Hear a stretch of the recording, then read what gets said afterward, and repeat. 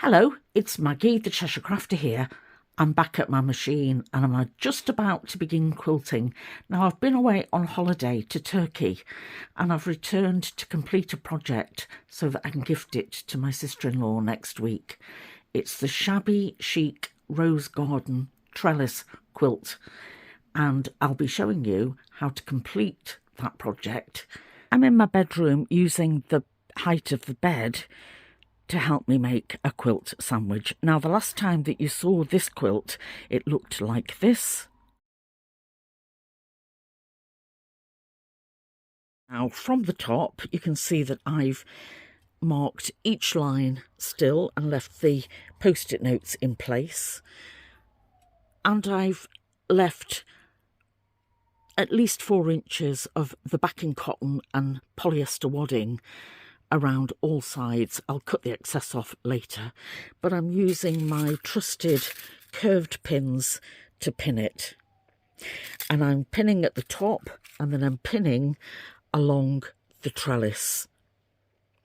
As I turn this down, I'll make sure I've got no creases in the backing or in the wadding. As I turn it over, this excess can then be cut off at the side and at the bottom. And now it's a rolled up sausage, it's manageable, and I can move that into the kitchen ready for quilting. Now let me show you where I intend to quilt. Now for quilting, I'm going to quilt the trellis. So I'm going to be going across the horizontal lines first because they're shorter. I'll start at line 4 or 5, or between line 4 and 5, and I'm going to be stitching down along here and along here. And if you can see that will tuck in that double fold of bias binding, that's what I intend to catch. Now that's about 1/4 of an inch depth, so I'm going to be sewing about 1/8 of an inch, as straight line as I can. And here we're going to end up with what looks like a square overlap.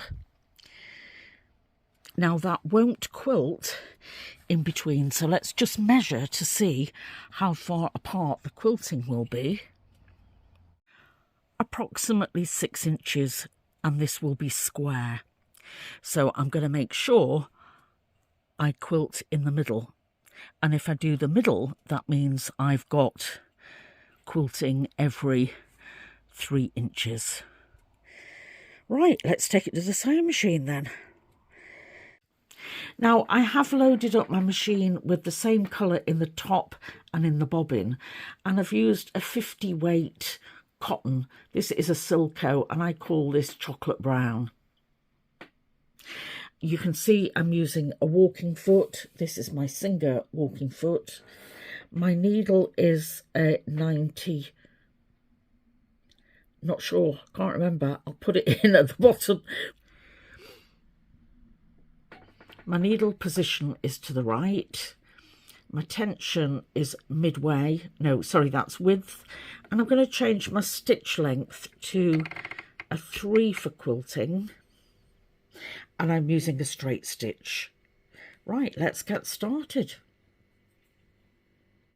So I'm working on the trellis between squares 5 and 6, line 5 and 6. And you can see that I've rolled up my quilt either side and enough so that it'll fold underneath the throat of the machine. And I'm just starting off the edge of the quilt. This is the edge of the quilt here. And I'm trying to get midway here, straight down that line. Now, it is easier to see on the brown than it is on the citrine colour, but that's where I'm aiming for. I might not get my stitches very straight, but I really want to capture that edge underneath. Let's see how I get on. Now, I am just off the edge.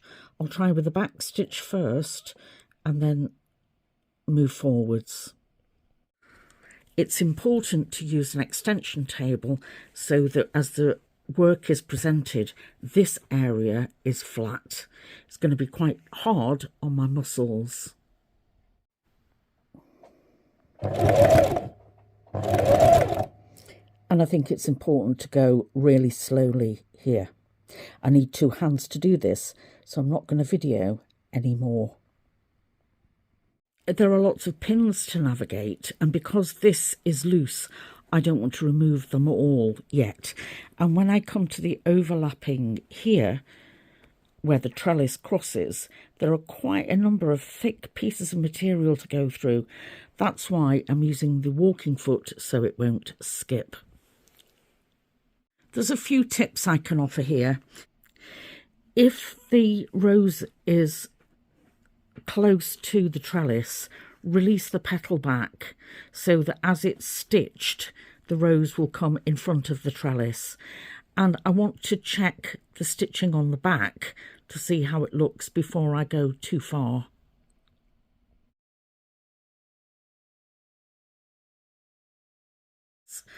And you can see that this is the line I've just stitched. See how difficult it is to actually get a straight line, but I haven't caught that in, have I?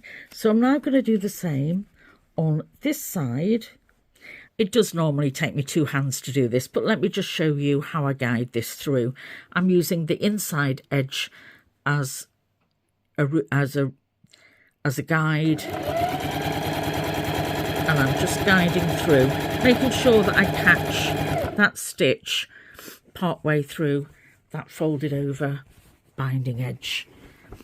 Every time I move the fabric, I must make sure that it's flat. I'm removing pins as I go, and that makes it much easier to stitch. You'll notice that the leaves sometimes come underneath the trellis, but I'm trying not to catch any of the petals in. This does get easier as you go. It is actually quite hard to sew in a straight line when you haven't got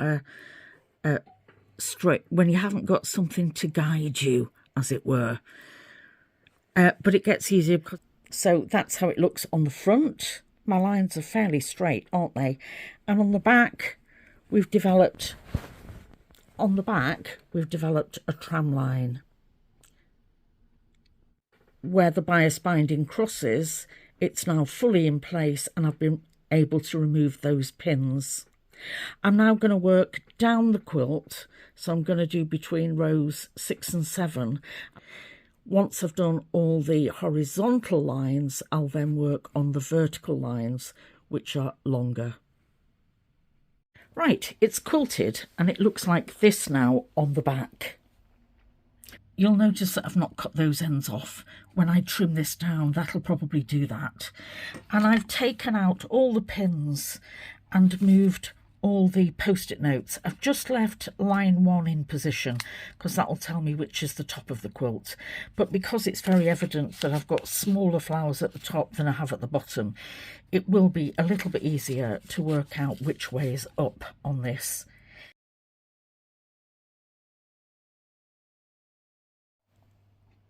Line up your corner so that it's square on, and use a second place of reference. I'm using this as a reference, and I'm using a dumbbell to stop this from moving, and then I'm using my rotary cutter to cut.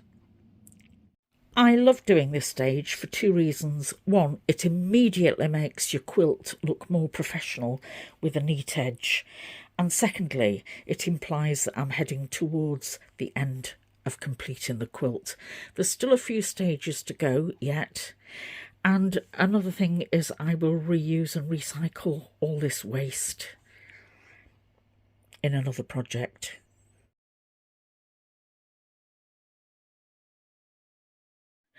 For my binding, I'm going to use the same colour chocolate brown bias binding for the edge, for the trim, I should say. And I'm going to sew it about 1/2 inch away from the edge. That way it means that I'll get some bulk inside this binding. I don't want a thin, unsupported binding just floating in the breeze. I've got the same thread then, but what I have done is I've altered my stitch length down to a 2.5. I'm starting halfway down the left hand side, and I'm going to do mitered corners like usual. And as you can see, I'm stitching along this fold line. However, my tips for this quilt in particular are pay the same attention so you don't trap those petals in under the seam binding. More important where you've got large flowers. You always make sure that you have enough binding of the right colour to complete around the outside trim. Measure it first. And have a preloaded second bobbin. As you can see, my bobbin ran out here, and I would recommend that you do a back stitch on the darker fabric rather than it showing against the lighter fabric. Then, because I'm doing a 1/2 inch here, I'm going to stop a 1/2 inch rather than a 1/4 inch before the end to miter my corners. Hope that helps.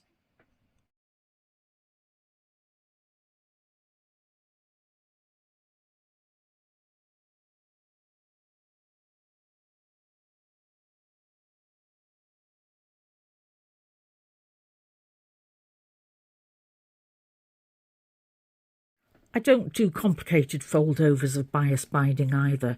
You'll see that I folded over at the beginning and I've just created an L shape here. What I need to do is make sure that I can catch that end in when I sew it over, and I'll secure this down. I'll secure down to here with a double end of stitching. I just trim off the excess, and then as I turn this over, you'll see that it actually looks like all the bias binding. All I need to do is just secure that with a stitch by hand. I finish my trim on the reverse with a slip stitch that doesn't show through on the front. For the centre of each flower, I've created a fabric covered button. I'm going to sew these in place. This will in effect quilt the middle of that square so that the quilting is a minimum of 3 inches apart. I'm going to sew them on with a brown thread so that it matches the stitching on the reverse of the quilt. And here's the finished quilt. I'll give you the measurements below. Each section is quilted using a covered button. Some of the sections have obviously more than one flower. And you can see how it's quilted on the back. The binding frames it, and as usual I've done a signature because this is made with love for my sister-in-law Fiona.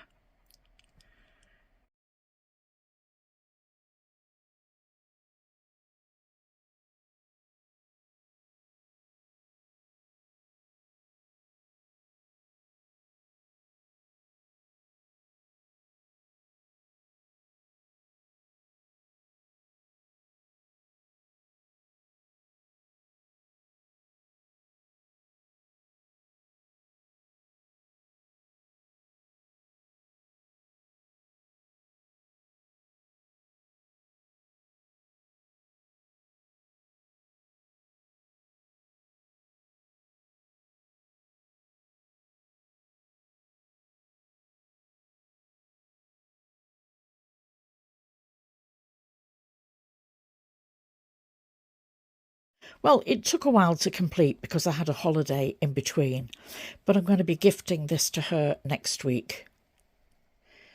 I've got more quilts in mind, and I hope you'll come back and join me for those. This is Maggie, the Cheshire Crafter. Bye for now. See you soon.